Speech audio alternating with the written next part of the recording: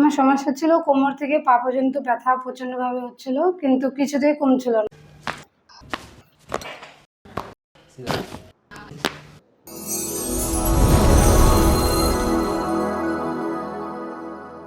নমস্কার, রায়গঞ্জ থেকে আমার কাছে একজন পেশেন্ট এসেছেন। ওনার সমস্যা কি ছিল জেনে নেব। বলুন।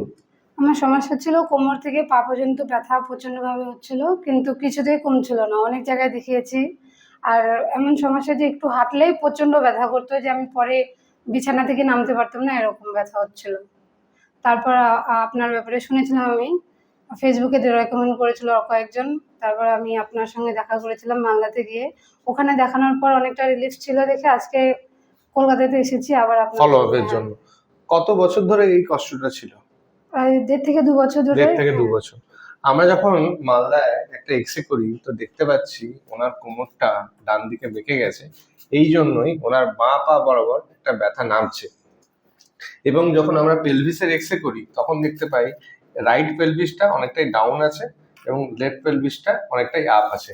এই আপ অ্যান্ড ডাউনের জন্যই ওনার একটা পেলভিস এবং লাম্বার বোনে একটা মিসঅ্যালাইনমেন্ট হচ্ছে। এর জন্যই উনি 1.5 বছর ধরে কষ্ট পাচ্ছেন।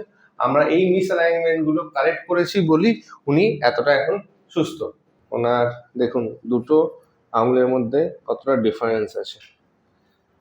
এই ডিফারেন্সটাকে ঠিক করার জন্য আমরা লং অ্যাক্সিস বরাবর একটা ম্যানিপুলেশন করব।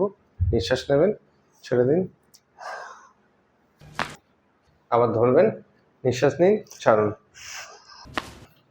ওয়াও। নিঃশ্বাস নিন, ছেড়ে দিন। নাইস।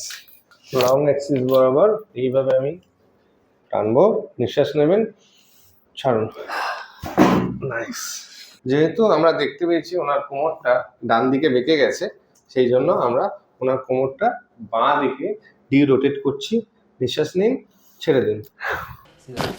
নাইস।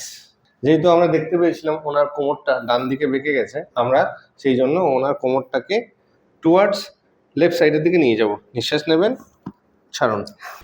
নাইস। ডান পাটা ওনার লং লেগ, তো আমরা ছোট করব ডান পাটাকে। নিঃশ্বাস নেবেন, ছাড়ুন। বাঁ পাটা আমরা ছোট পেয়েছিলাম, বাঁ পাটাকে আমরা এখন বড় করব। নিঃশ্বাস নেবেন, ছেড়ে দিন। দেখতে পাচ্ছি ডান পাটা অনেকটা নামছে, কিন্তু বাঁ পাটা এতটা নামছে না, তাই না? রেস্ট্রিকশন মনে হচ্ছে না? হ্যাঁ হ্যাঁ, একটু রেস্ট্রিকশন মনে হচ্ছে। দেখুন ডান পাটা অনেকটা নামছে, বাঁ পাটা নামছে না। এটার মেন রিজন হচ্ছে পাইরিফর্মিস। পাইরিফর্মিস মাসলটাকে এইভাবে স্ট্রেচ করতে হবে। 1 2 3 4 5। নাইস। 1 2 3 4 5। নাইস। 1 2 3 4 5। নাইস। ফাইনালি একটা থ্রাস্ট দেবো। নাইস। হাইপারকাইফোসিসের জন্য একটা অ্যাডজাস্টমেন্ট করব। নিঃশ্বাস নেবেন, ছেড়ে দিন। নাইস। নেক্সট আমরা ওনার মিড ব্যাকে একটা অ্যাডজাস্ট করব। নিঃশ্বাস নিন, ছেড়ে দিন। নাইস। কেমন লাগলো এটা? ভালো লাগছে।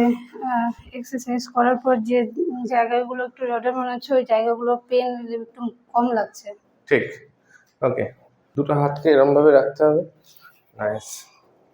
হ্যাঁ, আমরা এবার রিব কেজের সাহায্য নিয়ে ওনার স্পাইনটাকে রোটেট করছি। ছেড়ে দিন। নাইস। ওনাকে আমি কিছু এক্সারসাইজ দিয়েছিলাম যেগুলো বাড়িতে করে অনেক উনি সুস্থ বোধ করেছেন এই চিকিৎসার পরে। তবে সব পেশেন্টের ক্ষেত্রে এই চিকিৎসা লাগবে এটা নয়। অন্যান্য পেশেন্টরা ওষুধ খেয়েও ভালো হতে পারেন, অথবা সিম্পল ইলেকট্রোথেরাপি এক্সারসাইজ করেও ভালো হতে পারেন। ওনার জন্য আমরা এক্সামিনেশন করে দেখেছি যে এই চিকিৎসাটাই ওনার জরুরি ছিল। ওনাকে আমরা বাড়িতে কি ব্যায়াম দিয়েছি দেখাচ্ছি। প্রথম আমরা দিয়েছি ডান পাটাকে পেছনে করে এইভাবে স্ট্রেচ করতে। এই এক্সারসাইজটা খুবই কমন এক্সারসাইজ। এটা শুধু ওনার ডান পাই করতে হবে, যেহেতু কোমরটা ডান দিকে শিফট হয়েছে। এটা উনি 30 বার রিপিটেশন করেন সকাল বিকেল। এবার পা ঝুলিয়ে বসুন। নাইস। এটা উনি 100 টাইমস করেন বাড়িতে। সিম্পল এই দুটো এক্সারসাইজ করে কিন্তু উনি অনেকটাই সুস্থ আছেন। এই ভিডিওটা ইন্টারনেটে আপলোড করতে পারি তো? হ্যাঁ অবশ্যই।